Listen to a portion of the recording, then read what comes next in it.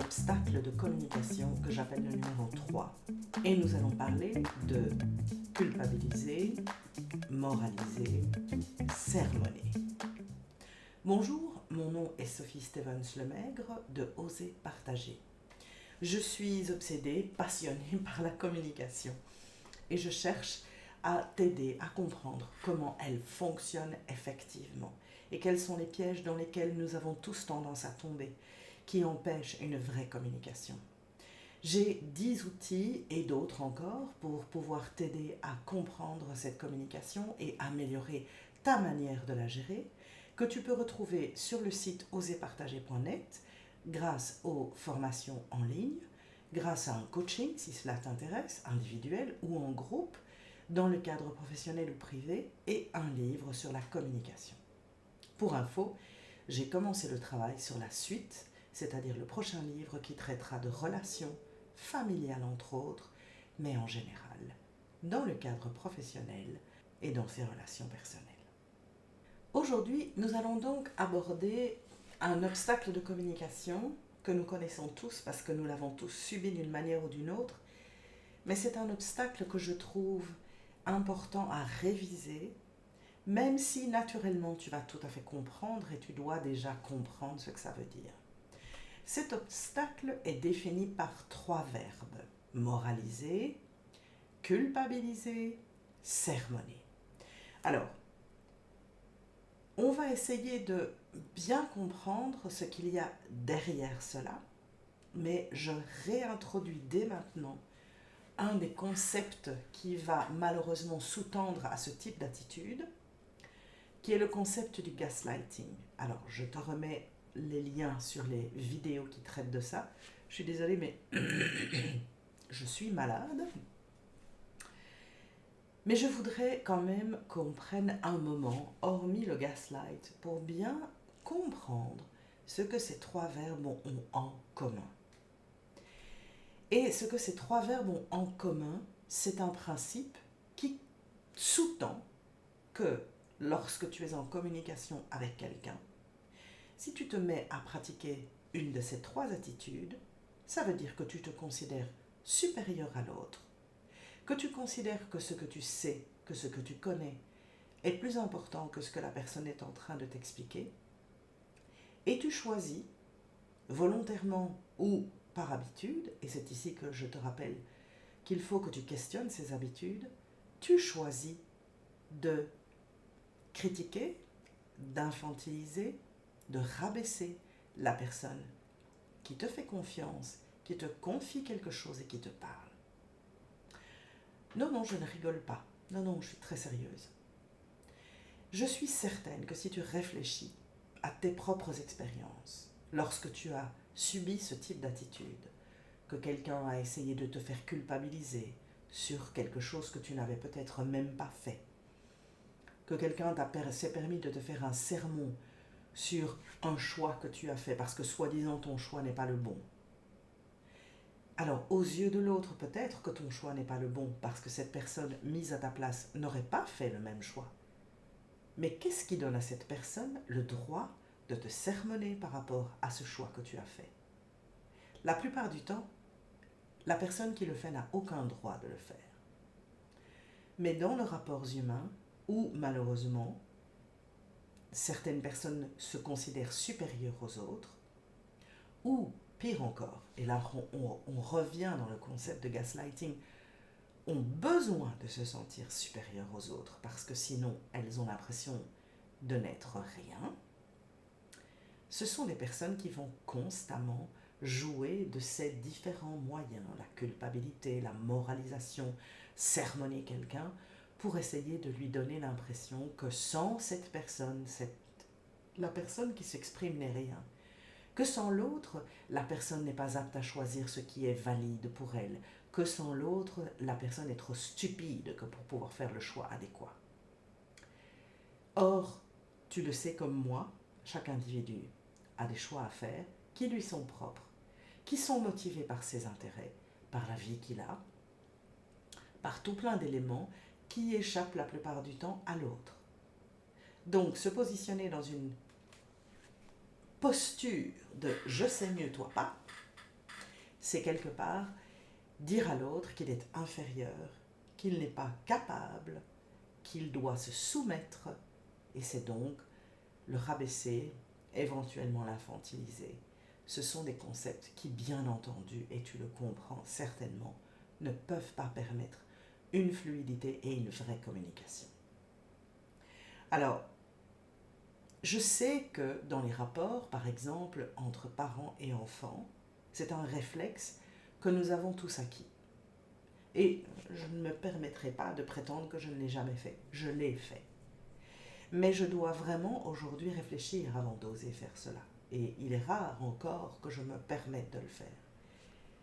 Je peux argumenter dans une conversation et défendre ma position. Mais je ne suis pas alors dans une communication où je reçois une information. Là, je suis en écoute active. Et je me garde fort de commencer à moraliser ou à sermonner la personne qui est en face de moi. Je me questionne aussi sur à quoi est-ce que ça sert. Est-ce que c'est en faisant cela que l'autre va m'entendre si j'ai un avis à donner et qu'il est différent de ce que cette personne vient de m'expliquer? Non. Parce que ce que cela engendre dans la communication, c'est que dès que tu rentres dans un de ces mécanismes, tu bloques la communication. Parce que l'autre se fige, l'autre s'arrête, l'autre se dit qu'est-ce qui lui prend, pourquoi est-ce qu'il m'insulte, pourquoi est-ce qu'il me critique. Et là, effectivement, tu empêches cette communication. Donc, il est vraiment essentiel que tu maîtrises bien ce paramètre.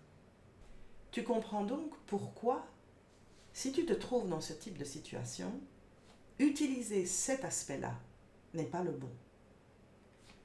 Par contre, si tu as envie de faire passer un message, tout en restant respectueux de ce que la communication est importante entre vous deux, de ce que l'autre garde confiance en toi et continue à oser te raconter des choses, parce que cette personne sait que lorsqu'elle te parle, lorsqu'elle communique avec toi, elle n'est pas jugée. Alors à ce moment-là, il faudra que tu permettes à cette personne de terminer son explication, de terminer ce qu'elle a à dire, et de voir si après avoir fait ça, elle est prête à t'entendre. Si éventuellement, tu peux peut-être lui donner un avis, c'est déjà complètement différent. Et en faisant attention à la manière de le faire, en continuant à t'exprimer en utilisant le message « je », petit rappel, c'est-à-dire en expliquant par rapport à toi ce que tu penses, ce que tu considères être important, comment tu gérerais la chose si tu étais dans cette situation.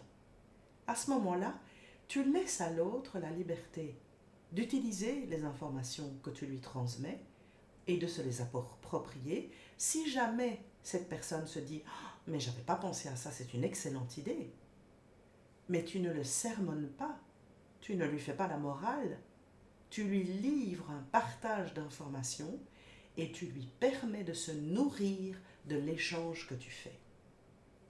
Pourquoi est-ce que c'est très important de bien comprendre cette mécanique de communication? Parce que je me rends compte, plus j'en parle et plus je recherche sur cette communication qui m'est tellement importante, et plus je me rends compte que tout est basé sur la confiance. Quand une personne se tourne vers toi et qu'elle a confiance en toi, elle va oser te confier des choses, être vulnérable avec toi, oser t'expliquer quelque chose qui est très fragile pour elle. Et la raison pour laquelle elle ose être vulnérable, c'est parce qu'elle sait que tu ne vas pas la juger, parce que tu ne vas pas commencer à te positionner, que tu vas la laisser pouvoir avoir sa position, sa vision, ses choix, et que tu lui suggéreras peut-être une approche différente en parlant de toi, de ton expérience, de ce que tu as pu observer, d'histoires que tu connais d'autres personnes. Mais tu partageras ces informations pour nourrir sa réflexion, pas pour la diriger ou la sermonner ou lui dire comment elle doit faire, mais simplement pour l'inspirer, pour lui donner des outils complémentaires, pour l'aider à réfléchir, pour qu'elle puisse faire le choix qui est le plus adéquat pour elle. Et c'est là que la communication est utile. C'est là que la communication est la plus forte. Parce qu'elle permet à chacun d'échanger dans la confiance, en sachant qu'il n'y a pas de jugement qui est émis. Et lorsque la personne qui a besoin de s'exprimer a terminé d'exprimer ce qu'elle a à dire, elle peut alors, avec bienveillance, recevoir toutes les informations, tous les commentaires, éventuellement toutes les inspirations que l'autre peut lui confier. Alors, sortons d'un rapport personnel et imagine ce cadre-là dans un rapport professionnel. À partir du moment où tu travailles avec un collègue, tu décides d'aller le voir parce que tu es devant un nœud, parce que tu voulais faire un rapport, parce que tu voulais pouvoir prendre en main une partie d'une tâche que vous devez faire ensemble et tu te trouves devant un blocage.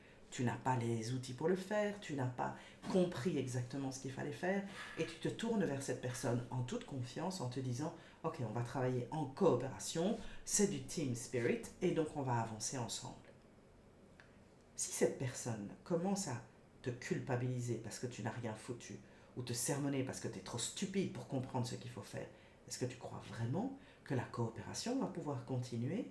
Est-ce que tu penses que l'autre va se faire écraser de cette manière? Bien entendu, il ne le fera pas. Et qu'est-ce qui va se passer? Il va se refermer sur lui-même, il va arrêter toute communication, il va éviter par-dessus tout la communication avec cette personne, et il va devoir se débrouiller d'une autre manière pour essayer d'aller au bout du problème, qui sera peut-être mal solutionné, parce qu'au lieu de travailler ensemble et de vraiment trouver les solutions les plus adéquates, chacun va devoir travailler de son côté, voire éventuellement il y aura des erreurs, parce que chacun aura omis une partie ou aura travaillé de façon identique sur la même. Par contre, si tu rentres dans ce principe de communication, que tu acceptes que l'autre n'est pas parfait, que ça arrive à tout le monde, de pouvoir se trouver à un moment ou à un autre face à un problème et de se dire « Oups, j'arrive pas à le solutionner. Comment puis-je faire pour y arriver ?»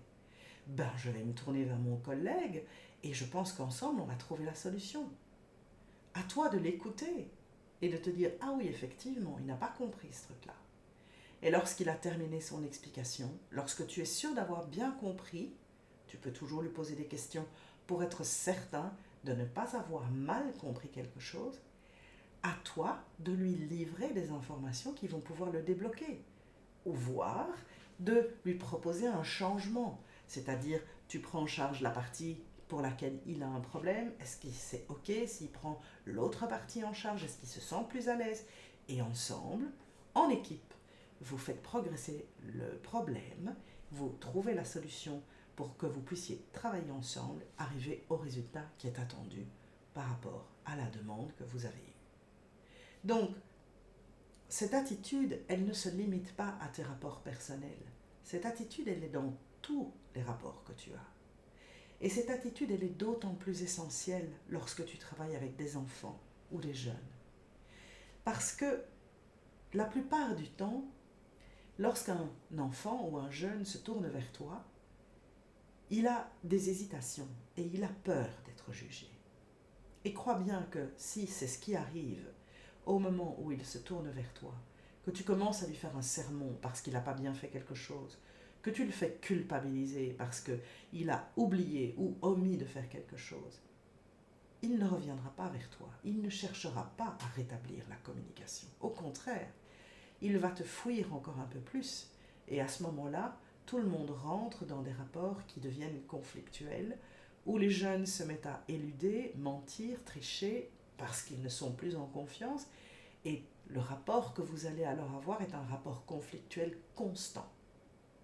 Et là, je suis désolée, mais j'insiste sur un élément. Faire confiance et donner confiance, ça part de l'adulte. Si l'adulte n'est pas capable de comprendre comment il doit corriger ces mécanismes de communication pour permettre de mettre l'autre en confiance, il n'y aura pas de solution. Parce que l'enfant, il apprend en se rendant compte de ce que l'adulte est capable de faire. Quand il a devant lui un adulte qui est un exemple, une personne qui sait prendre le temps d'écouter, de ne pas commencer à culpabiliser, à sermonner et à moraliser À ce moment-là, l'enfant qui grandit, le jeune, se sent en confiance et se rend compte qu'il peut se retourner vers cet adulte, qui est peut-être son parent, et qu'il n'aura pas de jugement, mais plutôt un accompagnement face aux défis qu'il a à remplir de cette progression de vie qu'il fait, de l'enfant qui devient un adolescent, de l'adolescent qui devient un jeune adulte, etc. Et c'est valable à tous les niveaux. D'ailleurs, je terminerai en disant ceci, et ça s'applique dans toutes les fonctions de la vie. On définit quelqu'un qui est un leader comme un accompagnateur qui va valoriser chaque personne et qui va l'aider à pouvoir identifier sa zone de force. C'est-à-dire comprendre où cette personne est vraiment efficace, est vraiment brillante, et l'aider à continuer à se développer par rapport à ça. Eh bien, quelle que soit la position que tu as, c'est à toi d'être le leader, que tu sois parent, que tu sois un ami, que tu sois un manager, que tu sois un collègue simplement. Sois le leader, apprends cette bienveillance, ouvre la communication de confiance et oublie ces 3 attitudes qui sont des obstacles de communication et qui sont de très mauvaises habitudes que nous avons tous subies, que nous subissons peut-être encore et qui valent vraiment la peine d'être changées ou voire abandonnées. Voilà, encore une petite inspiration pour améliorer ta communication et mieux comprendre les obstacles qui font que malgré tes efforts, la communication est parfois empêchée. À la prochaine fois. Salut!